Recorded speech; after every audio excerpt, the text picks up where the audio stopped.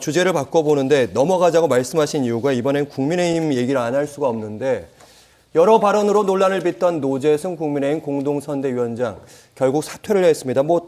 당초에는 계속 가겠다 이런 의지도 좀 있었는데요. 윤석열 후보도 그렇고 이준석 대표도 그러고 한 번 더 기회를 주자 이런 분위기였는데 사퇴 배경에 임태희 국민의힘 선대위 총괄 상황 본부장이 있다는 얘기가 흘러나오고 있습니다. 노재승 씨에게 개인이 수습할 수 있는 상황을 넘어섰다고 내가 조언을 했고 스스로 물러나겠다고 하더라. 사퇴 발표 후에 김종인 총괄 선대위원장에게 전화를 했고 윤석열 후보와는 사전 상의가 없었다. 두 가지 문제를 좀 제기할 수 있는데 첫 번째는 이제 나흘 만에 사퇴했기 때문에 시기가 좀 너무 늦었던 거 아니냐. 두 번째는 아무리 그래도 공동선대위원장인데 사퇴를 할 때 이 후보랑은 상의는 해야 되는 거 아니냐. 이 두 가지 얘기들이 있더라고요. 글쎄요, 이렇게 사나흘까지 끌었던 것 자체가 저는 문제라고 생각합니다. 최종적으로 윤석열 후보가 이것을 알았느냐 몰랐느냐 이런 문제보다도 김종인 위원장 역시 총괄 선대위원장으로서 어떤 그 의사결정을 할 수 있는 사람이기 때문에 저는 그거보다는 실제로 지금 노재승 씨가 한 이야기들을 보면 국민들이 납득하시기 대단히 어려운 내용들이거든요. 그러니까 예를 들면은 노재승 씨가 한 지지자로서 내지는 국민의힘에 소속된 어떤 정치인으로서 개인의 의사를 표력할 수는 있습니다. 그것까지 우리가 정당의 다양한 의견을 받아야 되는 정당의 책무상 그것까지 나무랄 수는 없는 것인데 노재승 씨는 공동선대위원장으로 임명된 바 아니겠습니까? 근데 공동선대위원장이라고 하는 것이 결국 그 캠프가 나아가야 될 방향, 선대위가 추구하고자 하는 비전을 보여주는 자리인 것인데 그리고 윤석열 후보 캠프가 처음부터 표방을 했던 것은 중도 확장이었습니다. 근데 중도 확장이라는 큰 어떤 우리 정치적 목적 아래에서 노재승 씨가 공동선대위원장으로서 어떤 의미를 가지느냐라고 했을 때 저는 그 어떤 의미도 가지지 못한다고 생각합니다. 일부 지지자들에게는 동의를 할 수 있는 내용이 있겠지만은 공동선대위원장이라는 자리 자체가 가지는 무게감이나 이런 걸 생각해 봤을 때 애초에 처음에 이 노재승 씨의 과거 SNS 글들이 논란이 됐을 때 그때 이미 사퇴를 지도부 차원에서 이야기를 했고 본인 스스로도 물러났어야 되는 것이 맞다고 생각을 하고요. 이후에 윤석열 후보가 어떻게 됐는지 그 임태희 실장이 어떻게 이 얘기를 했는지 여부는 그거는 부차적인 문제인 것 같습니다. 네, 노재승 씨의 사퇴의 변을 보면요. 과거 발언에 대해서 해명보다는 사과를 했어야 하는데 이런 후회도 하고 있는데 이어서 국민의힘의 공식 유튜브 채널에서 활동하겠다 이런 계획도 밝혔더라고요. 아니 지금 우리 위원장님께서 국민의힘의 지역위원장이세요. 그런데 이 노재승 씨가 2030 세대를 대표할 수 없다는 얘기를 저보다도 더 적나라하게 다 얘기해 주셨거든요. 그런데 지금 국민의힘 쪽에서는 옳은 소리라고 합니다. 그런 유튜브 채널에서 본인의 목소리를 계속 내게끔 하겠다. 지금 그러고 있습니다. 이게 인사 검증이라는 것이 글쎄요. 그때 지난주에는 민주당의 이제 조동현 씨 관련돼서 이런 얘기가 나왔는데 검증이 할 수 없는 부분이 있는데 지금 노재승 씨 같은 경우는 SNS 글 몇 개만 봐도 검증이 충분했던 부분입니다. 그러면 국민의힘의 인사검증 시스템이 어떤 것인지 얼마나 부재한 것인지를 알 수가 있는 것입니다.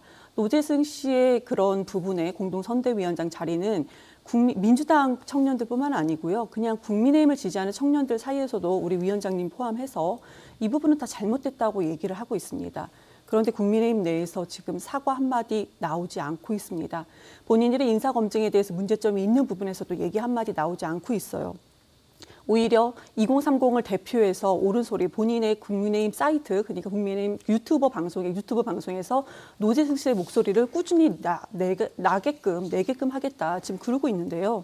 이게 너무 모순이다. 우선은 덮었습니다. 우선은 왜 땜빵 선대위라는 지적을 비판을 받았는데 이 비판에서 일주일이 지나도 이것은 좀 자유롭지 못할 것 같습니다. 땜빵을 했고 잘못이 됐습니다. 내부에서도 잘못이란 얘기가 나오고 있는데 그런데 다시 이 목소리를 계속 국민의힘 내부에서 나오게 한다고 합니다. 노재승 씨의 목소리가요. 이런 부분에 대해서는 좀 사과를 해야 된다라고 생각을 하는 거고요. 예. 그뿐만 아니고 예전에 함익병 씨라든지 그리고 김성태 그러니까 청년들이 그런 그 취업 비리 같은 것도 상당히 싫어하지 않습니까? 그런데 어찌됐든 간에 채용 비리로 잘못이 있는 김성태 전 의원까지도 그리고 여성 권리를 4분의 3만 권리를 행사해야 된다는 함익병식까지도 이런 부분은 과거 발언입니다. 과거 이제 기사만 몇 번 검색만 해도 나오는 부분인데 전혀 이런 부분에 인사 검증이 없었다. 사과하셔야 된다라고 말씀드리겠습니다. 네. 이번 노재승 전 위원장의 사퇴로 국민의힘 인사 검증에 대한 비판도 계속해서 나오고 있습니다. 권성동 사무총장 실제로 노재승 씨를 추천했던 인물로 알려지고 있는데요. 오세훈 서울시장의 유세차, 그러니까 지난 보궐선거에서 연설 동영상을 보고 감명을 받았다. 가만히 있던 사람을 정치판에 끌어들여 죄송하다. 기동민 더불어민주당 의원 같은 경우는요. 노재승 씨에게 잘못이 없다고 생각한다.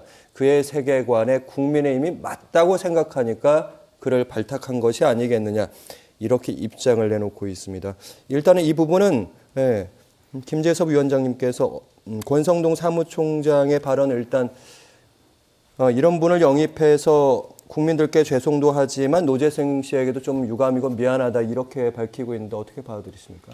뭐 문자 그대로 이해하시면 좋을 것 같습니다. 사실 이제 정치권에서 인재영입이라는 이름으로 굉장히 많은 청년들이 이게 뭔가 선거 때가 되면 이제 등장하고 이런 경우들이 많았죠. 저 역시도 지난해 총선 때 이제 뭐 깜짝 영입 비슷하게 돼가지고 사실 이제 총선 출마를 했지만은 이런 관행들이 좀 없어질 필요는 분명히 있다고 생각이 됩니다. 그러니까 해외 같은 경우에는 사실은 이제 뭐 유명 인사라든지 아니면 기업이라든지 해서 이 선거를 앞두고 지지 선언을 하는 정도는 있어도 이렇게 네. 정당 안에 어떤 요직을 받아서 갑자기 정치 활동을 하는 경우는 거의 없다고 보거든요. 그래서 대한민국도 자체적으로 당내에서 활동을 열심히 했던 청년들이나 정치인들이 기회를 부여받는 그런 시스템으로 거듭나는 그런 어떤 기회가 되면 좋겠다라는 생각을 하고 있고요. 네, 그 옳은 소리라고 하는 이제 채널은 사실은 어떤 단순히 당직자나 이런 것뿐만이 아니라 모든 지지자들이 사실 어느 정도 참여할 기회가 열려 있기 때문에 앞으로 좀 봐야 되겠지만은 아마 전적으로 어떤 스피커를 맡거나 이러진 않을 거라고 저는 생각합니다. 네. 국민의힘은 이상하게 국민의힘이 조만간에 저는 변할 거라고 생각을 합니다. 그러니까 이렇게 김재섭 위원장처럼 약간 젊으신 분들하고는 얘기가 어느 정도는 돼요. 그런데 이제 권성동 그 의원의 얘기만 들어도 지금 주요한 점은 우리의 이렇게 인사 시스템이 잘못됐다라는 국민께 죄송하다 이런 얘기는 없고요. 노재승 씨한테 죄송하다, 미안하다 이런 얘기가 있습니다. 검증 실패를 인정하셨습니다. 그러셨나요? 네. 네, 다행입니다. 그래서 지금 이런 부분에 대해서 그리고 이게 검증 실패를 인정을 했다 하더라도 이 사람을 그러면 검증하지 않고 이렇게 뽑았던 거 아까 우리 그 민주당 의원이 얘기한 것처럼 어느 정도 국민의힘의 결과 그러니까 국민의힘의 청년층 말고 청년층 그 이상의 층과는 좀 결이 좀 맞아서 또 뽑은 것은 아닌가. 그래서 조만간 그래도 저는 희망적으로 바뀔 거라고 세대는 교체가 되니까 바뀔 거라고 생각이 드는 거고요. 그리고 지난주에도 말씀드렸지만 민주당이나 마찬가지입니다. 이렇게 선거 때가 되고 총선이 되고 대선이 되면 인재 영입한다고 해서 외부에서 검증 없이 이렇게 무조건 인재 영입을 하는 그런 시스템이 있는데요. 네. 이런 부분에 대해서는 뭐 여야 할 것 없이 이런 시스템을 좀 재정비가 돼야 된다고 봅니다. 네.